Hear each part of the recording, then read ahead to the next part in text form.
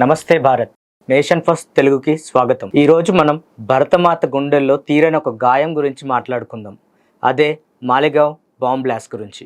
ఒకసారి భారత army life గురించి ఒకసారి ఊహించండి. ఎంత క్రమశిక్షణ మరియు డిసిప్లైన్తో ఉంటుందో. బలిదాన్ పరమో ధర్మ అనే ఒక నినాదాన్ని ఊపిరిగా మార్చుకుంటాడు ఒక సైనికుడు. తాను ఏ మట్టిని రక్షించాలని అనుకున్నాడో అదే మట్టిని హాని చేశాడనే అభియోగాలను ఎదుర్కోవడం ఎంతటి నరకం.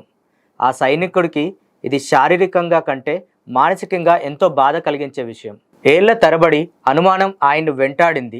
యుద్ధ భూమిలో శత్రువులతో పోరాడాల్సిన సైనికుడు న్యాయస్థానాల చుట్టూ ప్రజల విమర్శల మధ్య పోరాడాల్సి వచ్చింది. ఒక్కసారి అసలు ఏం జరిగిందో తెలుసుకుందాం. 2008 సెప్టెంబర్ 29న మహారాష్ట్రలోని మాలెగావ్ అనే నగరంలో ఒక మసీదు దగ్గర స్కూటర్కి అమర్చిన బాంబు పేలింది. ఈ ఘటనలో 6 మరణించగా 100 మందికి పైగా గాయపడ్డారు. 2008 సెప్టెంబర్లో Maharashtra anti terrorist squad Hemant Karkare నేతృత్వంలో దర్యాప్తు ప్రారంభించారు. 2008 అక్టోబర్ ఈ బేలుడికి సంబంధించిన బైక్ సాధ్వి ప్రజ్ఞా సింగ్ ఠాకూర్ పేరు మీద ఉందని ఆరోపిస్తూ ఆమెను అరెస్ట్ చేశారు. 2008 నవంబర్లో ఆర్మీలో పనిచేస్తున్న లెఫ్టినెంట్ కర్నల్ ప్రసాద్ శ్రీకాంత్ పురోహిత్ను అరెస్ట్ చేశారు.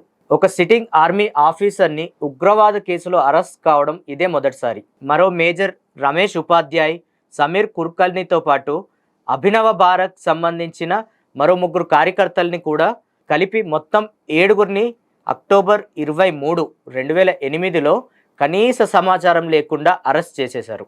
వారు ఎందుకు అరెస్ట్ చేయబడ్డారో కూడా వాళ్ళలో ఏ ఒక్కరికి తెలియదు. 2011లో ఈ కేసును ఎన్ఐఏకి అప్పగించారు. 2016లో ఎన్ఐఏ దాఖలు చేసిన అడిషనల్ ఛార్జ్ షీట్లో ప్రజ్ఞా సింగ్ పైన సరైన ఆధారాలు లేవని పేర్కొంది. 2017లో బాంబే హైకోర్టు సాధ్వి ప్రజ్ఞా సింగ్కు బెయిల్ మంజూరు చేసింది. అదే ఏడాది కల్నల్ పురోహిత్కు కూడా సుప్రీంకోర్టు బెయిల్ ఇచ్చింది. 2018 కోర్టు నిందితులపై ఉన్న మకోకా చట్టాన్ని తొలగించి యుఏపిఏ కింద విచారణ సాగించింది. అలాగే ఈ బాంబ్ పేలుళ్ల కేసులో ఆర్ఎస్ఎస్ అధినేత మోహన్ భాగవత్ గారిని కూడా ఇరికించే ప్రయత్నం చేశారు. అరెస్టు పేరుతో ఈ 7 మాటలతో చెప్పరాని విధంగా హింసించారు. సాధ్వి ప్రజ్ఞా సింగ్కి నార్కోటిక్ టెస్టులు 1కి 3 సార్లు చేసి తను తప్పు చేశానని ఒప్పుకోమని హింసించారు. కర్నల్ పురోహిత్ ఈ అరెస్ట్ కాకపోయి ఉంటే సైన్యంలో ఒక పెద్ద అధికారి అయ్యేవారు. పురోహిత్ని అత్యంత పాశవికంగా 3rd డిగ్రీ ఉపయోగించి సూత్రధారులు మీరే అంటూ ఒప్పుకోమన్నారు.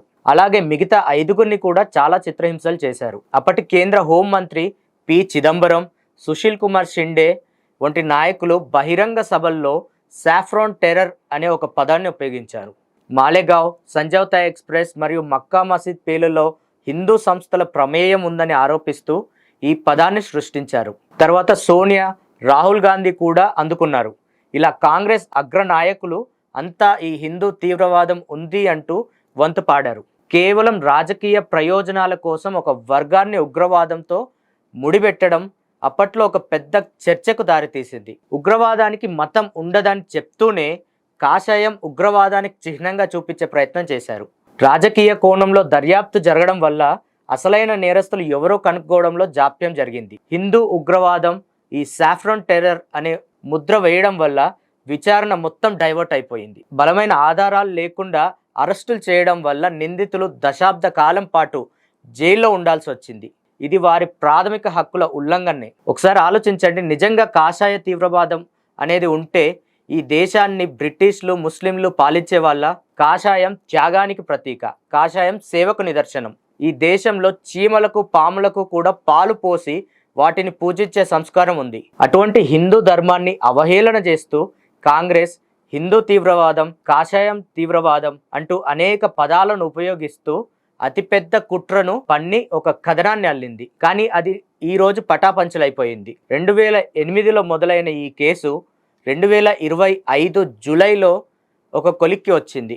దాదాపు 17 సంవత్సరాల వ్యవధిలో ఎందరో న్యాయవాదులు, జడ్జిలు మారిపోయారు. కనీసం 300 మంది పైగా విచారణ జరిపారు. అంతిమంగా సాధ్వి ప్రజ్ఞ ఆ స్కూటర్ని తాను ఎప్పుడో చదువుకున్నప్పుడే అమ్మితే ఆ తర్వాత ఒకరిద్దరు చేతులు మారిందని, పురోహిత్ ఇంట్లో కూడా RDX ఎవరో పెట్టినట్లుగా మిగతా 5 కూడా ఎటువంటి ఆధారాలు దొరకలేదు.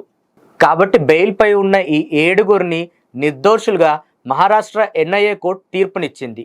రిలీజ్ అయ్యాక కల్నల్ ప్రసాద్ శ్రీకాంత్ పురోహిత్ గారు మళ్ళీ ఆర్మీలో జాయిన్ అయ్యారు. నేడు ఆయన బ్రిగేడర్ ర్యాంక్కి ప్రమోట్ అయ్యారు. We've seen you coming out here in court since ever since you got bail, in fact, in 2017, 21st of August, in fact. Being an army officer, I just have a question. Does your organization, an army officer, is that being supported by... No, your question is wrong. Okay, question is wrong. Why you ask army supporting me? It is supporting. Why don't you ask me what I have done to the army? Am I contributing? Why haven't you asked this? And for the army. Okay. Organization takes care of you. Remember always. It is our duty to work for them, isn't it? And it is a family which takes care. Sacrifices make the country. Freebies don't. Okay. And stop asking this leftist-like questions. What our army is doing for you? Ask what I am doing for the army. Okay. I feel ashamed of myself that I am not able to put my 100%. Understand this, okay?